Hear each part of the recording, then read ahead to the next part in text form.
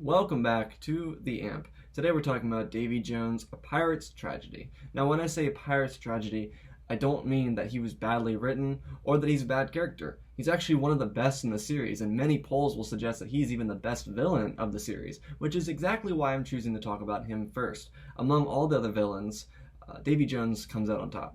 Barbossa's fantastic, yes. I'm not going to deny that. Salazar is scary as fuck, and I will definitely not deny that. Beckett's pretty cool, and Blackbeard is, well, he's Blackbeard. But instead of talking about the cinematography or the movies themselves, we're here to talk about Davy Jones's music, and why it so brilliantly orchestrates his change from a very, very baddie to a tragedy, and a rather understandable and somewhat even relatable tragedy. Now I know what you're thinking, but Pirates of the Caribbean is this to me. Well, don't get me wrong, I love this. I take a bunch of this. I love cranking it up to this. But Hans Zimmer brilliantly orchestrates a change of character within the music of the soundtrack, and he's done it with two songs in particular. We're going to focus on those two songs right here. But to take note of something truly interesting when we're regarding all the suites of all the villains, and for Curse of the Black Pearl, I'm going to use the song Swords Crossed, which was also made by Hans Zimmer, for the comparison. All these songs, the Kraken, Blackbeard, Salazar, Swords Crossed, have some key, some form of D in it, whether it be D major, D minor, or D sharp major. Davy Jones is the only one who doesn't have that. He actually has the A minor.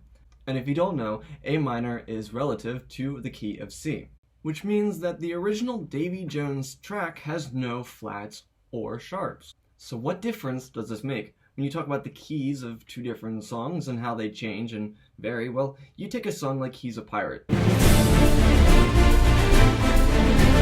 That's an A sharp major. Then you take a song like Davy Jones, which, don't get me wrong, is a beautiful song, but it has no sharps or flats. And then you take a song like At Wit's End, which is in D minor. Again, D minor being the saddest key in all of music. That drastic change from no sharps or flats, having no black keys on your keyboard, to having suddenly black keys on your keyboard is a drastic change musically. But it also depicts the character change and the evolution of Davy Jones. Now, one important thing to note about Dead Man's Chest and At World's End is that they were made back to back. The films were literally greenlighted by Disney, and then they were made back to back and released in separate years. So that being said, the whole story of Davy Jones should have been known by the time Dead Man's Chest was being written. Why is that important? Well, you have this very interesting beginning to Davy Jones's suite, which is a very somber, very sad feeling coming from the locket that Tia Dalma gave him. We don't know that until the next movie, though. What's interesting, though, is that in the following movie, it builds upon the locket. The locket becomes more than just a somber, sad sound. It becomes a part of Davy Jones, and even more than that, an understanding of his character. When you take in the fact that both movies were made back to back, Hans Zimmer could have looked at this and said, well, I know this character is going to have a more empathetic story, so I'm going to give him an empathetic sound in the form of the locket. Now, interestingly enough, Davy Jones does play the organ throughout the movie. The locket leaves Davy Jones with a vulnerable sound, which doesn't fit his character in Dead Man's Chest. Instead, Hans Zimmer, I believe, is leading up to his grand finale. At World's End is a culmination of a trilogy. The trilogy that's been building upon what Klaus Badette and Hans Zimmer made in the first movie. So building upon that, and you take all the tracks, and we will do this in another video, but if you take all the tracks from At World's End, they are the culmination of the story that has been built for the last three movies. With that notion being mentioned, and even thinking about the song I Don't Think Now Is the Best Time, when you bring that all together and look at Wit's End, the song that features Davy Jones' suite with its reformed evolution, you'll notice the fact that it feels like the culmination of the character. Now let's take a look at the track Davy Jones. I've talked about it this entire video, and I've given you a background explanation about why I'm making this video and all the things that go into the songs themselves and what makes these songs come together. Now I want to talk about the individual song itself. Davy Jones is a fantastic track. It's one of the best tracks of the Dead Man's Chest score. But why do I like this track so much? Well, this track starts off very simply. It has the locket sound. And then on that, it builds with a string section.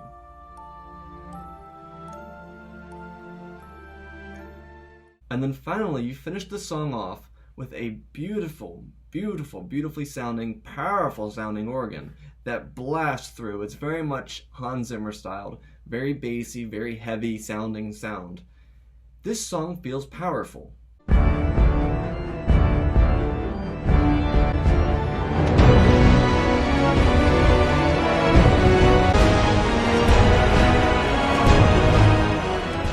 You hear it, you think power. You listen to it, it sounds powerful. You crank it up, it sounds powerful. Everything about Davy Jones in Dead Man's Chest is powerful. He's threatening, he's scary. He's out for revenge on Jack Sparrow. He's going under the sea with his boat. He has the power to manipulate the Kraken. He sends the Kraken on ships and watches the Kraken destroy them. His crew is loyal to him. There is nothing about Davy Jones that shows any vulnerability other than him sleeping at his organ, where his little locket makes its noise. Nothing else reveals any other sort of character trait to Davy Jones other than his extreme amount of power. And the song conveys that.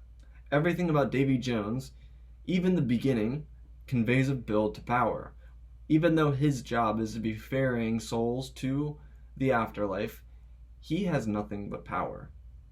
Now as you begin the transfer into At World's End and the track At Wit's End, you start to notice something different. Now you can clearly hear a difference between this track and Davy Jones' Suite from Dead Man's Chest. What's the difference? Well, this track actually starts off with the organ mimicking the locket.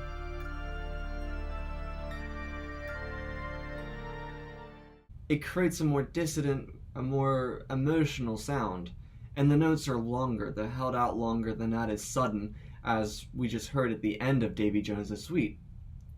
What's even more impactful about this is that it slows down, because in the scene, Davy Jones is actually playing the organ, but he slows down because the locket is playing.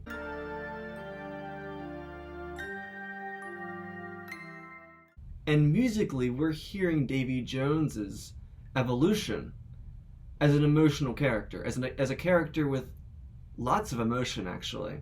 Heartbreak, to describe it best. Now, remember at the beginning of the video where I talked about every movie, the Pirates of the Caribbean series, having its own motif? Every movie has its own theme. Unlike Star Wars, where it's not a main theme for all the saga movies, every Pirates movie sounds different. Whether it's Curse of the Black Pearl or At World's End or Dead Man's Chest, all 5 of the movies have a different theme. Of course, they still have some of the leitmotifs for each of the characters and scenes and stuff like that, like Jack's arrival or sword duels or anything along those lines. The leitmotif for each movie individually is different. At World's End's theme is love, whether it be Jack's love for the sea or Will and Elizabeth's love. But it's thrown into the midst of Davy Jones' leitmotif. Why is that? Well, Hans Zimmer right now is conveying that Davy Jones has a love. The movie's introduced with this love theme, and now Davy Jones is being introduced with this love theme, showing that he also has a love, that being Calypso. And this is where the true evolution of Davy Jones begins. The true evolution of Davy Jones isn't moving backwards from an organ into the locket. It's the fact that the leitmotif for At World's End, the love theme, is featured within his track. The very theme that makes I Don't Think Now Is the Best Time as a track work so magnificently fits subtly, very quietly, right underneath the locket in this piece.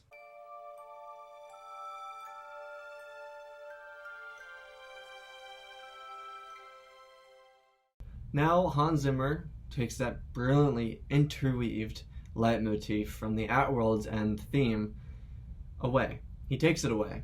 He takes it away from Davy Jones as Davy Jones has love taken away from him, because the overarching theme of At World's End is love. And though Hans Zimmer is conveying musically that Davy Jones is capable of loving, he also shows that tragically he cannot have that love. And this next part shows that being taken away from him.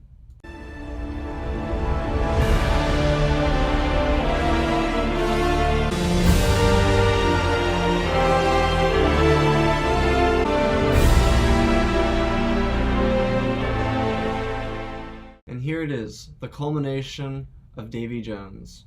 Hans Zimmer perfectly wraps up this character in two songs that account for maybe 7 minutes of time in total. And though Davy Jones has the A minor key in his first song, the result is tragic. D minor. And the brilliance of Davy Jones' score and his leitmotif is that there's always some tragedy within it. And even though you might not know that tragedy from Dead Man's Chest, the tragedy is always there. The locket is always a part of who he is as a character. But we don't get to see that vulnerability until you see At World's End and hear the track At Wit's End, where Hans Zimmer brilliantly pieces together everything that makes Davy Jones who he is. This is quite possibly why he is the most renowned villain in the Pirate series. Not just what you see on the screen, but what you hear in the music. Davy Jones follows the trend of villains without noses, and that's fine. But the music that accompanies him is astounding. The presence that he holds is remarkable, and the music that follows him is tragic. This is why Davy Jones is the most tragic villain in Pirates of the Caribbean. This is why his evolution has led him to tragedy. Because as we the viewers see, and Hans Zimmer knew as he wrote this track, Davy Jones was capable of giving love, but he was never able to receive it. And that is the true tragedy of this character. I do want to thank you all for joining me. I hope you guys enjoyed. We might be seeing Davy Jones return for Pirate 6. You never know if there ever will be a Pirate 6 and it doesn't get boycotted, if they don't do any more Jack Sparrow. You never know what's going to happen with Disney these days. But regardless of which, this was a lot of fun. I'm going to be doing a lot of Pirates of the Caribbean stuff on Fridays from here on out. So if you want to see that, please stick around. Like I said earlier, I do intend on doing a Hector Barbossa one. He's one of the more prominent characters in the series, and his villain sound is always heroic, and I want to dig deeper into that. I also have a Jack Sparrow video planned for you guys, and I intend on doing the entire music of the entire series and just talking about it as a whole. But until then, I hope you guys enjoyed this. If you have anything that you want to talk about down below, please, let's have a civil discussion about music. We're all here because we love the music of this franchise, so let's talk about it civilly. That being said though, I love you all, spread the love, and I'll see you guys in the next video, and never forget to amp it up.